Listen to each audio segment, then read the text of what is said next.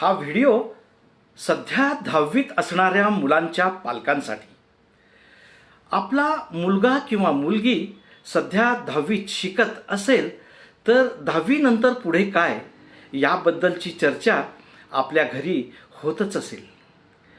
10वी नंतर पुढे काय करायचं, आर्ट्स, सायन्स, कॉमर्स यापैकी कोणत्या क्षेत्रात प्रवेश घ्यायचा आणि पुढे कोणतं करिअर त्यांच्यासाठी निवडायचं याबद्दल तुमच्या मनात थोडा संभ्रम असेलच.